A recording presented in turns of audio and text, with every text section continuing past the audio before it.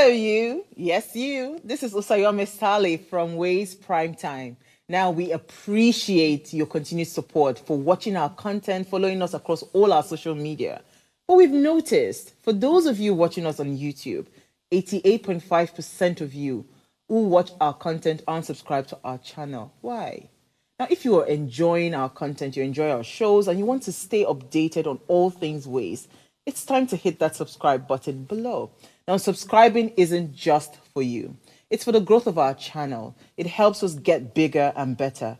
With your support, we can continue to bring even more intriguing and exciting content. How about you subscribing right now and being a part of our community?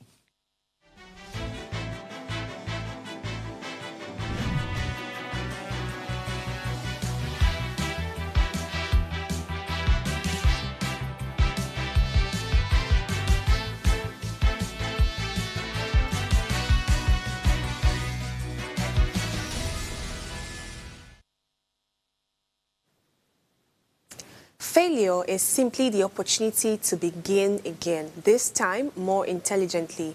And this is a quote by Henry Ford for you this morning. Good morning and welcome to Ways Breakfast. Hashtag what are you saying this beautiful Thursday morning. On this platform, we're dedicated to amplifying the vibrant voices of the youth towards matters that concerns us all. And you best know if it's of great importance, we're definitely talking about it. You must be used to this line by now. Today's segment will open up the current trends in the Nigeria's educational landscape, and it's my absolute pleasure to anchor today's segment. My name is Oluchi Precious Umenka, and of course, I've got the amazing God's Beauty Israel, the lady vibe with me. Good morning, God's Beauty. Good morning, Oluchi. How are you? I'm feeling good. I actually, it's a mixed feeling, honestly. Tell me, because what's it about? I just came across this quote this morning. Okay. And sometimes I wonder how the algorithm works with my mindset, in the sense that I might be thinking about a thing and it just, comes up in. Either through a quote or a meme or a discussion, and I feel like, okay, maybe my mind needs to focus on this. So I watched a video yesterday and it said, this is what failure looks like. This isn't failure. So the one that was failure in that sense was somebody who was trying to play the basketball, but was just gambling with the ball, or rather playing with the ball, had not even bothered to make the first throw towards the net. Then the failure owner, the one that they said this is not failure, was playing with the ball and was trying different attempts to get the ball to the net, but kept failing at it. So I was like, okay, this shows that sometimes what we paint as failure is just actually trial to actually get it right. So that person probably did fail in the definition of many people in the world because I didn't get the net, I didn't get this ball to the net. But the other person who didn't even make an attempt is the real failure. So coming across this quote by Henry Ford saying that failure is when you actually do not try again, or maybe it's an opportunity for you to try again, maybe a little more intelligently. And I think it's something to resonate with, because I was speaking to Kiki yesterday. I had a very overwhelming encounter earlier this week. I didn't plan for this to be as vulnerable as this, but I think it's something to share. I know we're all smiley and happy to be at work, but we go through different things personally. And I was telling her that a mentor, somebody I work with in that sense, just asked me casually, how do you feel today? And I remember that I didn't want to lie. Like, I was going to tell her that I'm feeling actually bad, but I just typed, I'm not feeling as good as I want to. I'm feeling quite overwhelmed. And the next thing that happened is that I dropped my phone on the slab and I started crying. I was weeping. What? I don't cry as much, so if I'm crying, know that I just don't have words to express it. I was weeping and weeping profusely because I just felt a little overwhelmed. I felt like a lot of things that were on my head at once, and it's not just one thing. You know how one thing can come and then there are triggers and everything. And I was just being optimistic and telling the person that, don't worry, I'm going to figure it out. And the person mentioned something that, I know you're a very positive person, but if you feel sad, it's okay to talk about it. Wisdom is gotten when you sometimes talk to the right people. Because if you claim that positivity all the time, when you're alone, you might feel that hollowness and that shallowness, like you're all alone to yourself. I was like, oh, maybe you're not wrong, but I'd rather not just share my pains and everything. If I know I'm not going to get the kind of answer I want, I'll just, have a lot of introspective moments and just trust God for things to be okay. But at different times that we've failed, we are like the hardest critics, like the toughest critics to ourselves. But many times we need to extend grace to ourselves, and things always turn out better. Many of the things I was crying about earlier this week, eventually I got some miracles and breakthroughs in that sense, or some bit of answer and something that seemed like, oh, God is still interested in this, your story, as you know, people would always, I mean, the faithful ones will always paint it to be. So I'm excited to be here, and I'm hopeful about what's happening next. What God cannot do. So how are you feeling today? I've spoken about myself for 3-4 minutes. I'm good. I'm beautiful, really. So just like you said, there's really a lot happening, right? But I really don't know why. Okay, I know why, right? But of recent, I really don't feel very overwhelmed, you know, about a lot of things, because that I've just, sometimes it gets to me normally because, again, I'm human. But then I get to understand that there are some things that are beyond my control. Just like the story we're talking about, you know, before we came on air. In that kind of situation. True. I mean, it's something that anybody or everybody we're praying for, if you know the worth and all of that. But then again, I mean, the reason why you're in a certain place or in a certain environment, only God can literally tell that. True. Do you understand? True. So there are some things that are really beyond your control. Even when you aspire or you plan to, go somewhere else or be better, at the end of the day, you might just look at it and say, okay, you know what? If God says, let's be here, let's be here. Because the truth is, if it's time for us to actually move to the next level, it will come. It will come. At first you're working, because then some people have that mindset of, oh, you will come, but you're not working. You're not doing you have to work. You have to work for it. Do you need courses to take you there? Do you need, connection to take you there? Do you need to speak to certain people to take you there? Whatever that you would actually need to take you there and keep you there, because it's one thing to be there, it's another thing to be able to stay there. So when you look at all of these things, you just understand that first of all, it's not in your power. You do the one that you can do. You leave the rest for God, because again, what God cannot do does not exist. This is Inspiration Thursday, and I'm sure our viewers here can connect as much as they can to some of the stories that we've shared here, or the motivation that we hope to pass across. Of course, today, Thursday, we are exploring some trending issues, and everybody is talking about JAMB. Recently, they came out, to make an announcement that there might be a retake of the examination, and part of the poor performances was as a result of, a technical or systemic problem. So today, we're going to be opening that up, but not just with God's Beauty and I, but with an expert guest in the educational field, and it promises to be very exciting. But now we'll go on a short break, and when we return, we'll look to the newspapers today before the hot topics. So please stay with us. We'll be right back.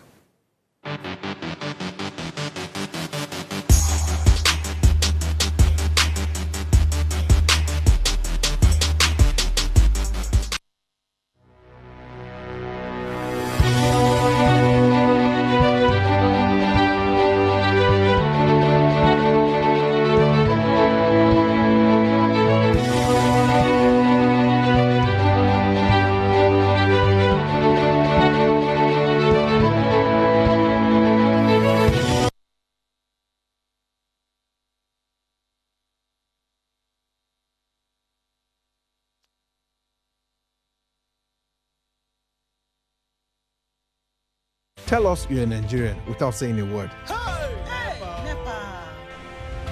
Energy security is one of the most pressing issues for many developing countries like Nigeria.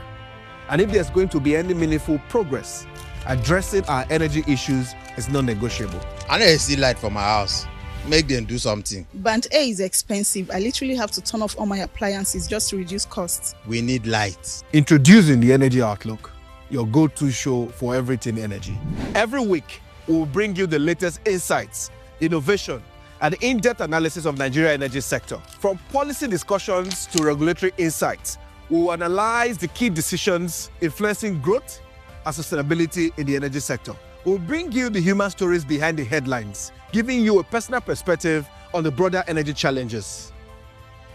Join me every Friday at 6 p.m. for the Energy Outlook, your guide to the future of energy, where energy means business.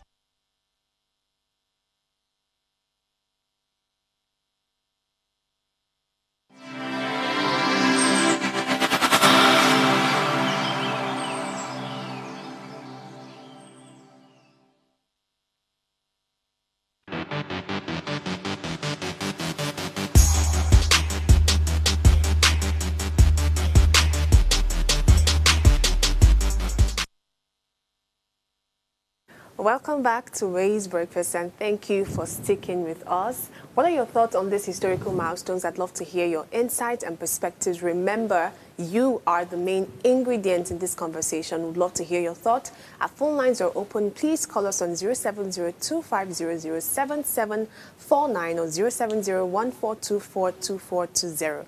And if you're yet to subscribe to our YouTube channel, head on now to the official Upgrade TV. Click the subscribe button. Like, share the link, tune in to channel 145 on your Go TV, and do not miss this for anything.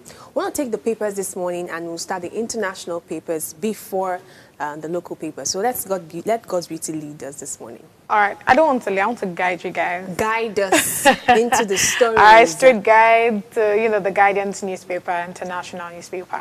All right, so about the main headline, we have your minister accused of assault and meetings with big United States big tech firms. About the top right headline, we have they're still working tall, but Barbies feed flatter, says scientist. All right, top left headline, we have keep calm and keep your phone squeaky clean. Right column headline, we have terms for reoffenders cut to ease jails crisis. Then bottom left headline, which is the last headline on the newspaper, we have there, what left guessing over Putin's Turkey trip. And I think that's something that everybody actually needs to start guessing. What's going on? What is going on?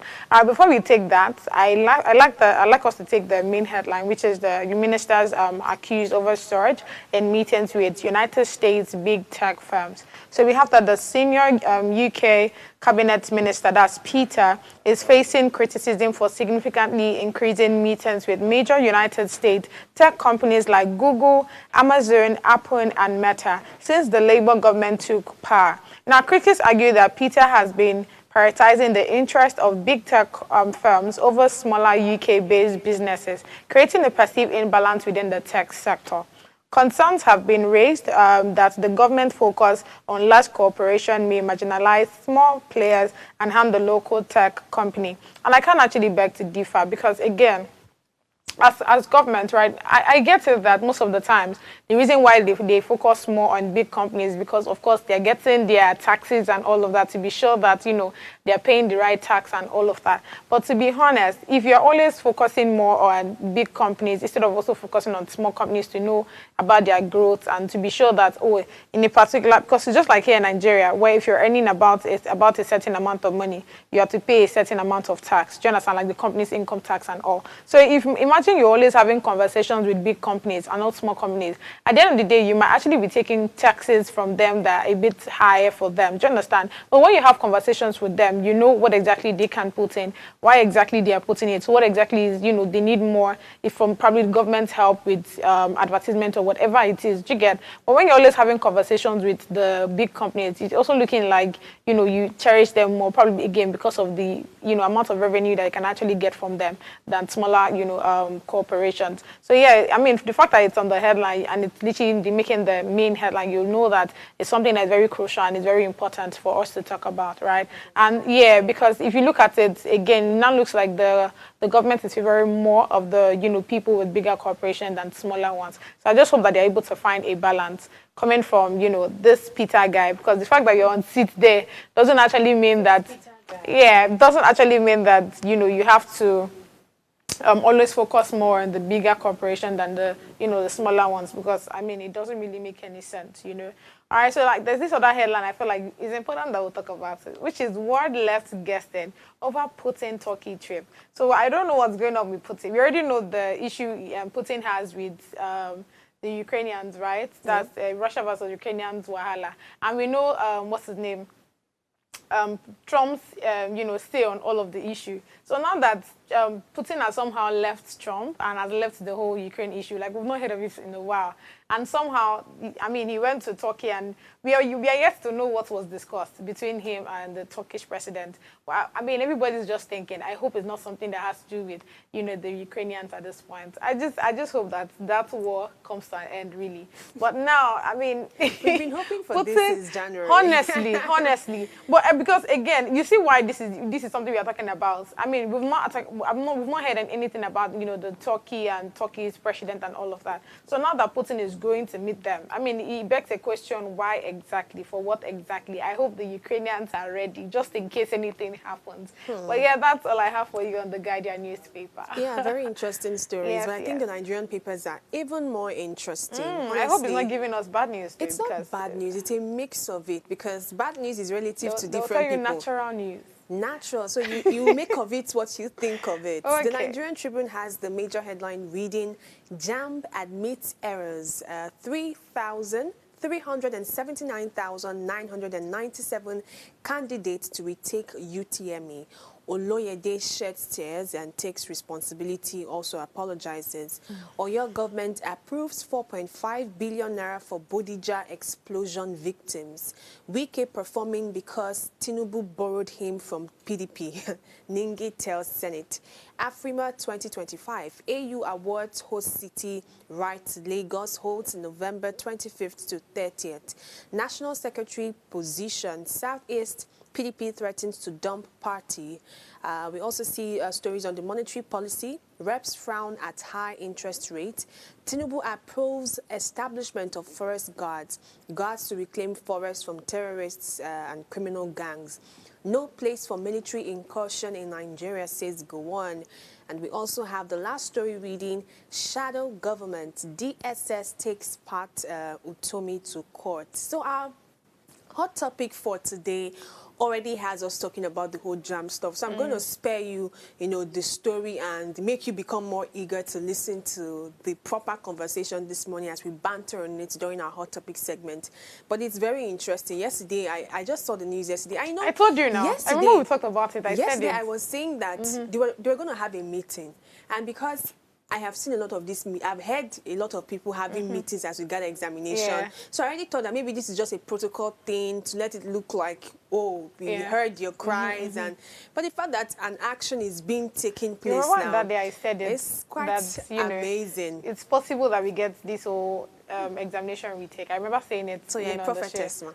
No, I'm not. But I mean, why we remember why I even stated it that time was because then we heard about the student that committed suicide and all of the others. Yeah, so I felt like, okay, let's even retake this thing. Let's see where the problem itself is coming from. Open this up much more during our hot topic. But the other story that I want to talk about here is Gowon's comments. That's the former head of state on Wednesday, that in spite of the imperfections in democracy, the era of military rule must remain behind Nigeria.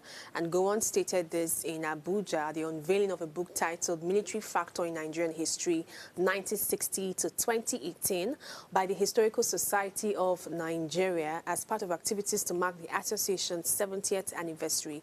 He said that while the military and its various regimes had contributed monumentally to the peace and economic development of Nigeria, it must continue to support the advancement of democracy and national development. He says, the era of military governance is and must remain behind us. Democracy, despite its imperfection, provides the best framework for national development and popular participation.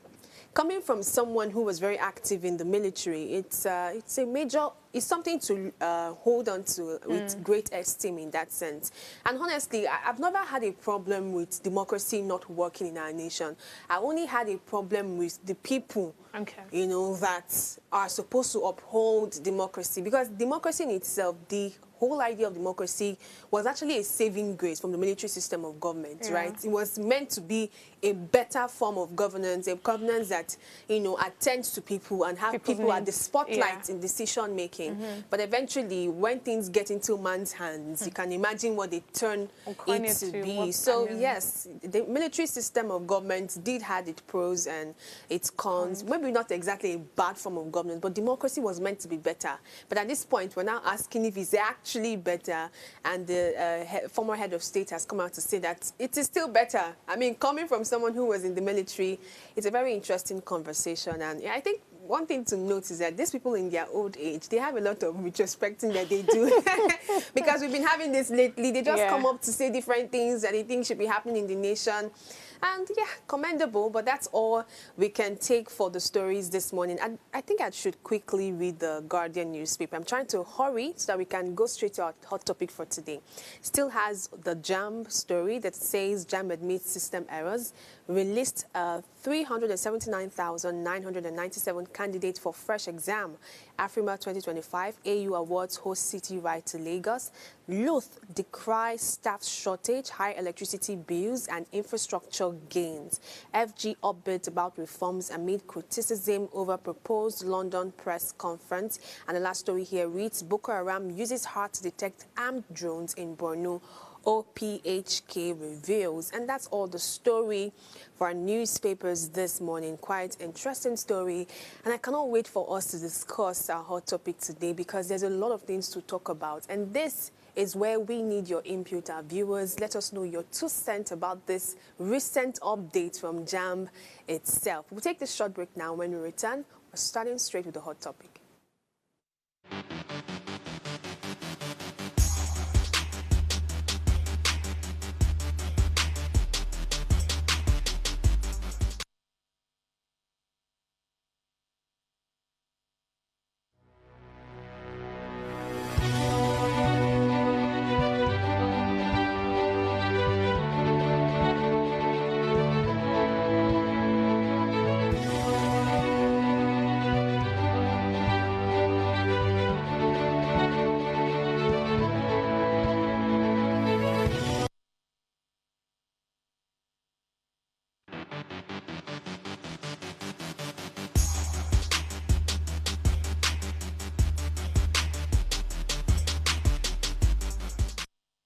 As registrar of JAMB, I hold myself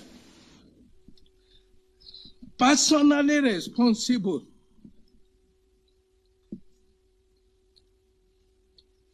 including for the negligence of the service provider and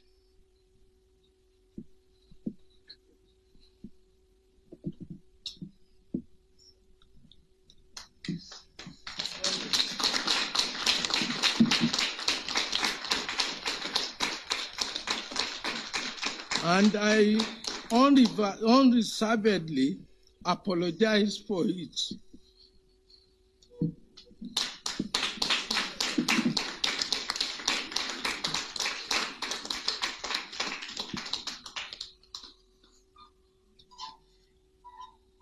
And the trauma it has affected Nigerians to, directly or indirectly. We have decided that all the candidates affected in the 157 centers of the 882 be contacted to retake their examinations.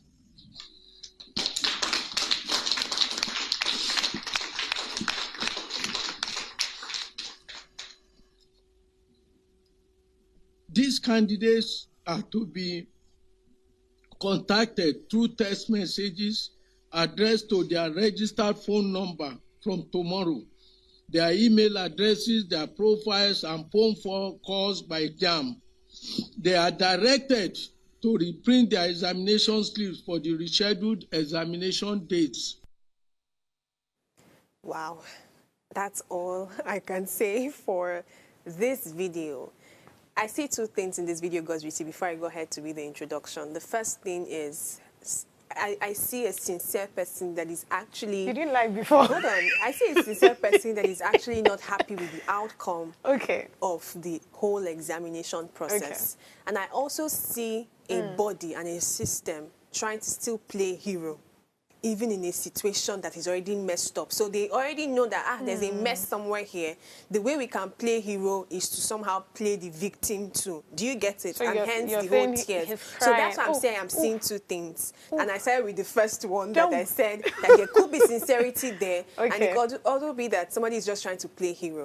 And this video, I'll just leave it to you to tell me what exactly you saw whilst watching that video. What has been one of the most controversial academic season in recent times, the Joint Admission and Matriculation Board, JAMB, recorded an alarming high rate of failure in its 2025 UTME. And the results sparked widespread concerns among students, parents, educators, and stakeholders across the country. In an unexpected but commendable move, JAMB accepted responsibility for the poor performance, citing technical and systemic issues that may have compromised the testing process. Following public outcry and calls for fairness, the board has now announced a re-examination for the affected candidate, a decision that's stirring conversations around educational quality, exam preparedness, and systemic reform. As we discuss this national issue, we're joined by Taiwo Ogunronbi, founder of Solution Compact Educational Hub, a seasoned educator and a passionate advocate for academic excellence, a graduate of accounting from the University of Lagos. Taiwo has built a solid reputation for helping students navigate academic challenges and succeed against the odds. Good morning, Taiwo. Hi, good morning. Good morning, Taiwo. I'm so happy to have you join us again. Can you hear me clearly? Yes, very well. I can hear you. Amazing. Did you watch the videos? I mean, the one we just played now, where the registrar came out to make a public apology and take responsibility. What was your initial reaction, to JAMB's announcement about the mass failure? And again, this recent video that we're watching. How did you feel? Okay, so thank you very much. I think that was, first of all, very necessary for JAMBites and even educators, as well as institutions who are curious to know what exactly has happened. So I think, first of all, that's needed for JAMB to come out to explain what must have gone wrong. Aside from the fact that the Minister of Education, Mr. Atunji Alausa, had said that JAMB had implemented successful anti-cheating systems, which reduced a lot of cheating opportunities during the exams, and that caused mass failure. So I feel like that's very necessary. So in terms of failing, that's necessary for the JAMB to come out to let us know what exactly went on. All right, thank you so much. So before I allow God's Beauty ask, I'd like to just chip this in. From your experience as an educator, what do you think are the root causes of this year's poor performance? I'm still trying to talk about the whole poor performance thing because we cannot take away that fact that there was still poor performance, right, in the examination. So I wanted to have you as a guest here because you're one that trains students in, examination process, most especially probably JAMB and everything. So from your experience so far, what do you think are the root causes of, some of the poor performances that we've had so far?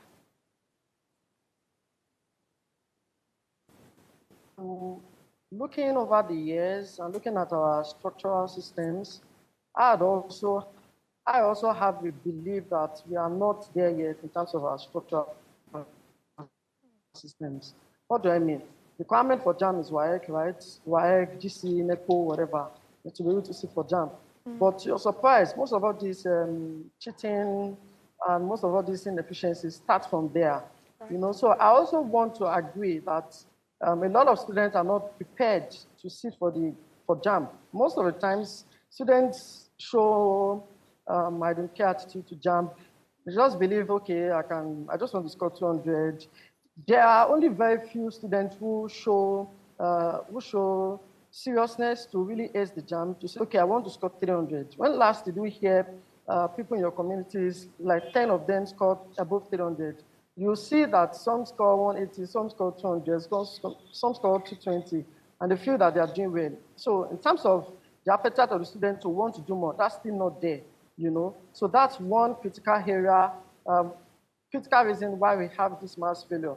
Secondly is that, just like I said, WAEC and JAMB, WAEC and GC, NECO, all these issues start from there. Students who don't do well in mathematics, students who don't do well in WAEC, who rely on cheating, who rely on numerical centers to pass. Those students are the ones sitting for JAMB, and you don't expect them to also pass JAMB well. I'm not saying that some students are not prepared. Generally, students are prepared, but in terms of, if you look at the overall preparation of students, I think that that's a major root cause for this math failure. All right, thank you so much, Taiwo. So, given the video we all watched together, right, we heard the registrar say that, you know, the examination will be commencing on the 16th, and I think that's tomorrow, down to the 18th, I think till on Sunday, right? So, given the short notice, do you think JAMB itself, as a body, do you think they are ready for this examination? Same as the students. I mean, given the whole, when we heard of the math failure and all of that, every time everybody's attributing it to the technical glitch and all of that, something around my computer, they asked us to imagine, they're always telling us to imagine things. Do you understand? So let's talk about if they are even prepared for it. I mean, from your own standpoint, do you think they are prepared for it? And if they are not, what measures do you think should be put in place? And I'm talking about both for the JAMB and both for the students that are writing it. Yeah, that's a fantastic question. So I want to put it in perspective, right? So let's say you sit for an examination and the examination did not hold, and they asked you to come to receive the examination 2 days after. Wouldn't you be glad to want to do the examination? You know, so I feel that students, a lot of people who are trying to hide under the technicalities that JAMB has come to acknowledge, are these people who are also admitting to the fact that they are not, initially they were not prepared for the exam. Because I believe that if you are prepared for the exam, if JAMB asks you to come and do the exam, you'll be glad to want to prove a point to say, yes, this is my opportunity to receive the exam. Also, just about 379,000, about 380,000 students had issues, basically in Lagos and about 5 Southeast states. Out of the about 1.9 million, 1.7 million people that register for the JAMB. That's to let you know that they're actually not very significant to the overall population. But that being said, we cannot then write off their own potentials, opportunities because more than 1.5 people did not score above 200. So for JAMB, I also believe that the same systems that they have that accommodated these 1.9 million people that registered, they have the system, they have the ability, they have the resources to host the taking of the examination. Yes, that might cost them more, but it's needed for them to also clear their conscience. Yes, yeah. So for the students, I think that if they are prepared initially, it's a golden opportunity for them to go and receive the exams. Actually, you're so right, Taiwo. I'm just thinking about this whole thing. And in my mind, I'm hoping that we do not have a redo of failure in that sense, because it's going to really cause another form of controversy. Because honestly, some people came out online to say, oh, when this particular news of mass failure came out, people were blaming the students more. Some were saying students just like watching TikTok and all, that maybe they can see now, in quotes, that it was actually JAMB that had the fault. But given these statistics, it's actually just a sizable number that is going for a retake. But let's even talk about JAMB, because they are currently the ones on the hot seat at this point. So do you think JAMB accepting responsibility and offering a retake is enough, or should there be deeper reforms? Because just watching that video and hearing someone, I'm just imagining if there was actually no redo, or maybe the registrar didn't come out to actually take responsibility. Some people will have to write this examination again. So yeah, it seems commendable in that sense that they came out to take a responsibility. But is that enough, or should there be deeper reforms from henceforth? Yeah, so listening to the JAMB registrar, Prof. Oloyede, I think, Ishak Oloyede, and also reading about extensively some of the things that they've implemented for this year's JAMB, you are going to see that this year's JAMB, they really did a lot of system upgrade and a lot of structural things. So I also want to excuse them, because if you use a system and you are trying to upgrade your system to a new level, there would be some technical issues, right? I'm not JAMB PRO, right? And I'm not advocating for JAMB. I'm only saying that there are possibilities that those occurrences might occur. So in terms of reforms, I think JAMB is doing well because they are trying to, just like the Minister of Education said, they are trying to implement a lot of anti-cheating systems, and that really works according to them this year. And I feel that being that this is our first time implementing and doing a lot of upgrades, it's possible that they have that kind of issues. So in terms of reforms, I think that they are on the right track. Being that this is the first time, I think that subsequent reforms that they are going to be doing, they won't have this kind of situation because I believe they must have studied, they must have done all the necessary things.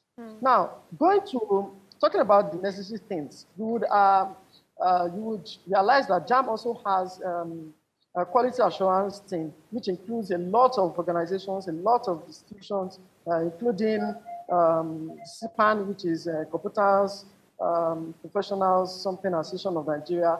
It also includes vice chancellors in schools. It also includes a lot of teams that they put together on a yearly basis to ensure that quality assurance of what JAMB is dishing out is effective. And so those institutions also met this time around to review their policies and their systems. Just to let you know that they did everything possible not to ensure that they have this kind of issues. But I mean, we are humans, and I like the fact that you also alluded to the fact that they are humans, and if they are humans, things like this can happen.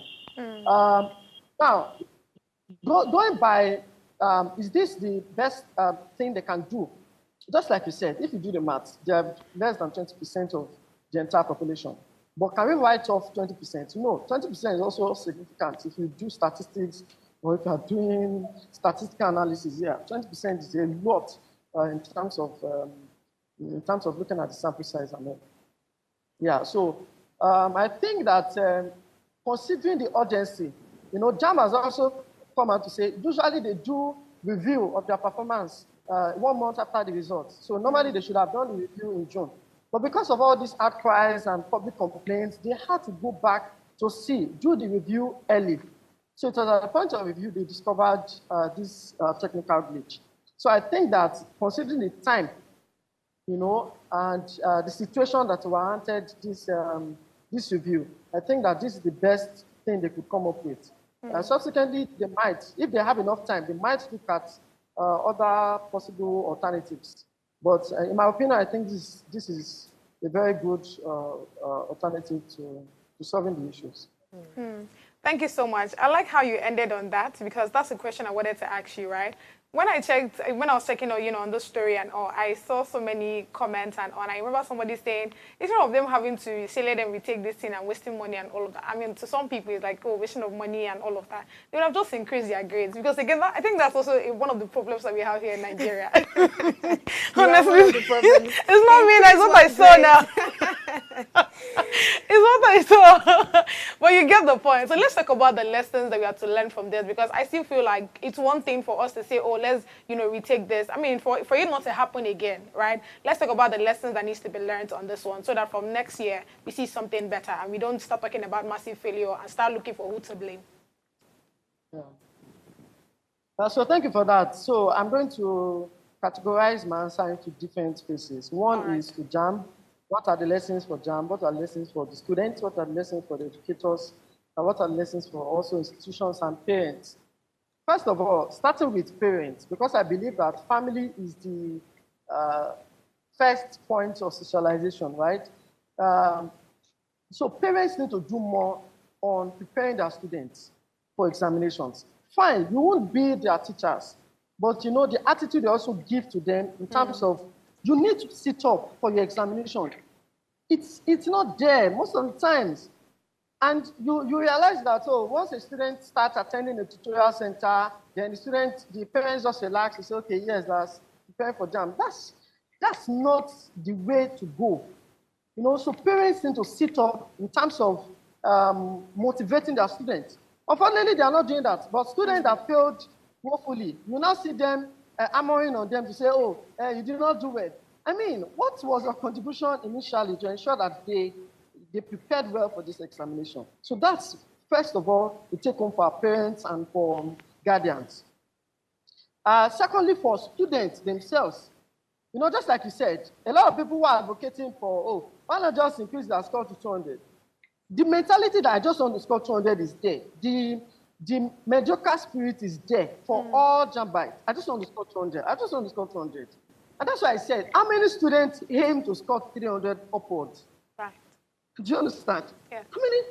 You can barely find them. You know, this same year that they are saying there's mass failure, a student broke record of 374, you know, of the highest score in JAMB, 374. You know, this same year that some students are saying there's mass failure. So students need to come out of their shell to say this examination is not just a, you know, I also read about selection test and what's the other test? And I think it's about performance test. The problem is that, and I think that that's also one of the reforms, you know, the problem is that JAMB takes more than 70% criteria for gaining admission into schools. And that's why students focus on getting 200 in JAMB. I just want to pass JAMB. But I believe that if there are other critical areas that are requirements for getting admissions into schools, I believe that students would sit up on all other areas and not only JAMB. Okay, so that's for students. For JAMB, I want to commend JAMB. Honestly, JAMB has been trying. If you look at the history of JAMB, there was a time they were doing PPT, paper-based tests. I did that at some point to CBT, before now that they are trying to implement a very tough, a very tight IT policies and controls. So I think JAMB can also do better. Bearing in mind the concerns they have in this year's JAMB, they can review and come up with a tighter policy to address that issues. For educators like me and for institutions, I think that our focus should go beyond, oh, I just want to get students enrolled, I just want to, you know, teach, I just want to make money. Our focus now should be based on, I want to ensure that I have 10 students that I'm going to school, tutor this year, and I'm going to sit them into the universities. I personally have had that track record. I have a lot of students in the University of Lagos, whom were my students. I have students that scaled 280 in JAMB, 290 in JAMB, 300 in JAMB, more than that, and they got admission on merit in the University of Lagos. I think that this should be our priority and focus. Let me also use this to say that our organization, Solution Compact Educational Hub, is also looking at doing an educational outreach. Just like I said, the root cause of all of these problems start from JAMB, from WAEC and GCA. Students who don't do well in WAEC want to pass JAMB. They say they want to have 200 in JAMB. Students who relied on Miracle Center says they want to pass JAMB. That is going to be unrealistic. True. That's going to be unrealistic. So we are doing, we are starting an educational outreach for GC students, which is going to be 4 months, starting from August, September, October. No, starting from July, August, September, October. 4 months, and it's going to be daily tutorial, and it's going to be online to get a lot of students at a very ridiculous amount. Our focus is not the money. We want to ensure that a lot of students who do JAMB, who do WAEC, who do NECO, who do GC, pass well, and they really know what they're doing.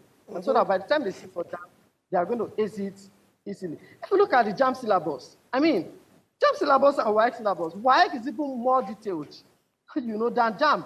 Surprisingly, you now wonder how a student has a 1 in mathematics, and in JAMB is only having 50.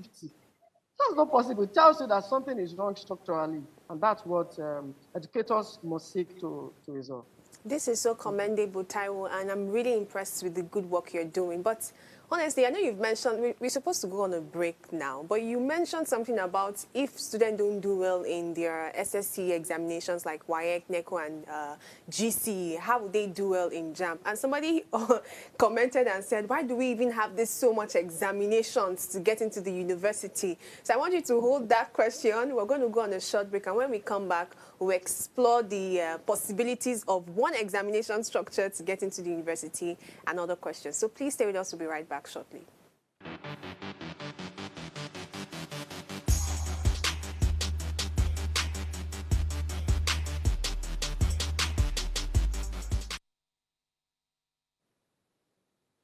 Welcome back, and thank you for sticking with us. We've been having a very incredible conversation. God's beauty can attest to it, because she's like, yeah. I love this conversation. Yes, I love it. Honestly. So JAMB has come out to say that there might be a retake of the examinations for some glitches that happened to some specific students, a sizable number actually. So in case you're already getting excited that my 240 can't still can be increased to 320. Maybe you're not in that number.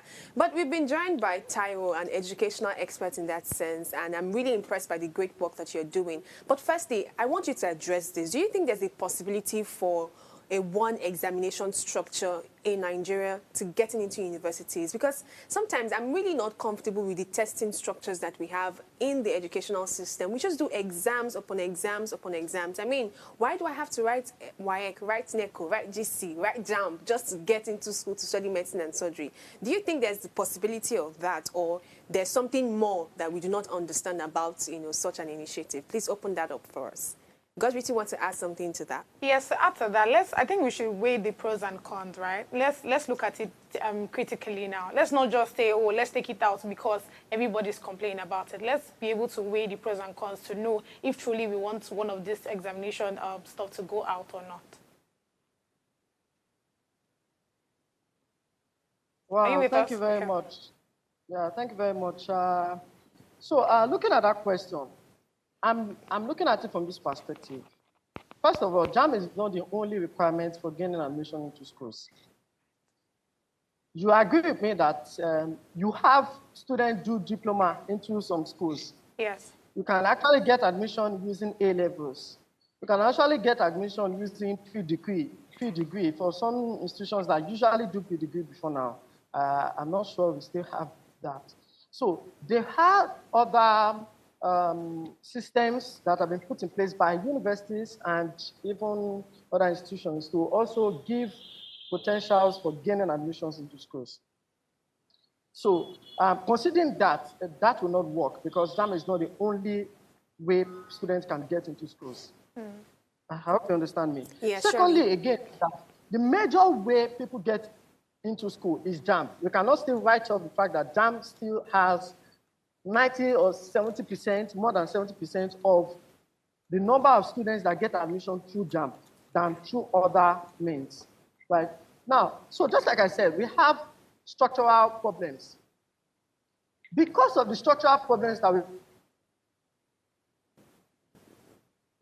Well, we're having a technical glitch from our studios here. I had to just drop that one. I hear you. Hopefully, Taiwo will join us back, but he has opened it up a little for us. And if he does join us back, the other angle I want to open up in this conversation is the suicide story that was announced, a very sad one, but it's also to help us see that there's more to this story, to examinations, or even to any academic journey in a society beyond people passing. It seems as though people were just concerned with, the rate of failure and the rate of success, and they forgot that there's the emotional part of it. Because I studied guidance and counseling in school. So whilst we want to see you do well, excel cognitionally in that sense, have all the good grades and all, we're also more concerned about the emotional state of students. And many times, the rate of suicide, depression, and all these mental problems results from examinations, right? I remember there's this thing called counseling unit in our school. Okay. And there was a time that it was said that there was a high rate of people wanting to commit suicide. Why? What? Because of an examination. I remember one time in the hostel, somebody was saying, it was like a rumor, that there was a particular law student that was almost running mad because examinations were getting closer. So it was like, you know how long examinations can be? They are quite tough and technical. And it was so scary to imagine that such a conversation can even happen. Why should examination be making someone think of losing their life? It's easy to ask that from your own end, but honestly, there are still people that have lost their lives because they did not meet up, to their expectations. So sometimes I'm wondering, how can we help students emotionally? How can we ensure that we do not have recurrence of all this? And I'm sorry that I'm probably, mentioning this suicide case over and over again, because somebody's life was lost, and it's not supposed to be something of discussion. I mean, people don't really like to talk about suicide like that, but it's a highlight to point out what is actually common amongst students. Because of failure in examination, they think of taking impacting their lives. This person was just 19 years old. I wrote JAMB twice. I wrote JAMB in 2017. No, I didn't score 170. I'm not that dumb. I didn't also score 300 plus, but I didn't get into the school I wanted to get into at that time. And I knew I was frustrated. Why? My friends were getting into Uniben, UNN, Unilag, and I'm like, oh God, am I going to stay at home again? There was a bit of, frustration, maybe not depression intensely, but I was frustrated. Then I wrote JAMB again. I wanted to enter school at 16. I got in at 18. 2 years gone. So there's already the frustration that comes with trying to, go through this whole school thing. So I'm looking at a 19-year-old that thought of committing suicide and actually succeeded. How do we help people emotionally? What's your thoughts on this? Honestly speaking, I don't know, it's very devastating because having to think about it. When you, just like you said, from your own perspective, you want to ask, how did we get here? How? Like, how? Not be just exam. Do you understand? Because literally, that's how you think about it. But then you also understand that people see things differently. Do you understand? But there's something I remember my government teacher, I really don't know where he is right now, so I cannot even say shout out to him. But he was, I think, one of the best persons that I had when I was in secondary school. And I remember one time, I think then we were preparing for our mock exam and all, and he was like, oh, let me tell you guys this, right? And he literally told us, and he said, it's not everybody that is in this room that will go to university. No, he said it. Because, again, you see one thing about having to tell people the truth so that they are able to understand it. Because then the way he explained it to us, everybody understood. At least from my own perspective, I understand, and I don't have an issue with it, right? He went further to say that not everybody will go to university. Let's start with that. I'm sorry to cut you short. Okay, we have Taiwo. The Taiwo is here. Better. Let him even answer it. I want to hear Taiwo's thoughts on this. Taiwo, I was talking about the whole suicide story that we had as a result of, JAMB failure. A particular 19-year-old had to take her life because she did not pass examination. And sometimes I wonder if educators or, institutions just prepare people to pass examinations, or if they are also concerned about the emotional state of the students. What are your thoughts on that? It's had a technical issue, just like JAMB, so it's normal. Yes. But did you get my question? Yes, I got your question. Yes, I got your question. All right. So as we wrap up shortly, what do you have to say? So on that, just like I said, our society comprises of family, pressure groups, the government, and so on, right? So I think, just like I said, parents have a lot to do in terms of motivating their students. It's okay for a child to fail, but most of the pressure comes from parents. Parents need to step up their game to say, okay, you have failed, but we can prepare for this better.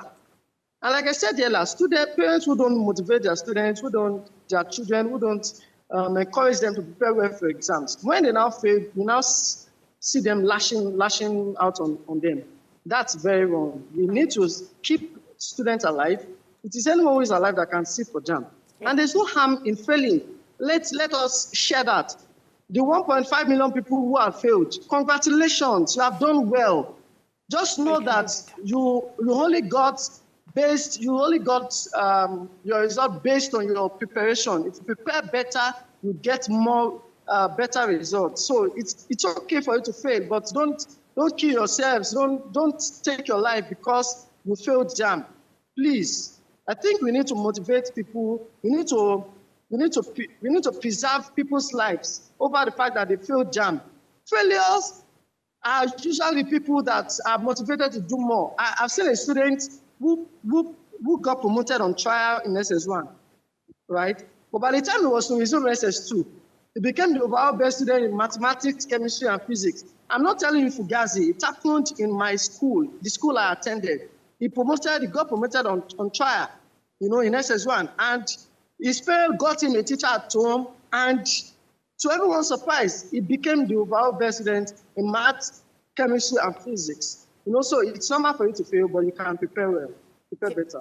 Absolutely amazing. Thank you so much, Taiwo. I love how we've ended this conversation. It takes me back to our initial quote that failure is just an opportunity to do something again, and this time around more intelligently. Thank you for shedding your light on this important topic, and we hope to have you back again soon with no technical glitches, Taiwo. Thank you to God's Beauty for your insightful comment, and to our viewers for listening as well. Tomorrow is our Tech and Innovation segment. Please join us again 8 a.m. to 9 a.m. Bye.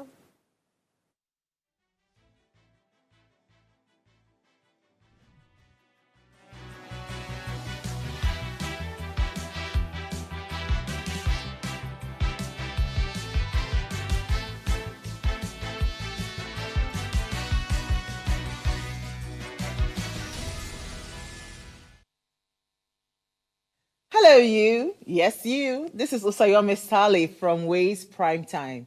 Now, we appreciate your continued support for watching our content, following us across all our social media. But we've noticed, for those of you watching us on YouTube, 88.5% of you who watch our content aren't subscribed to our channel. Why? Now, if you are enjoying our content, you enjoy our shows, and you want to stay updated on all things Ways, it's time to hit that subscribe button below. Now, subscribing isn't just for you. It's for the growth of our channel. It helps us get bigger and better. With your support, we can continue to bring even more intriguing and exciting content. How about you subscribing right now and being a part of our community?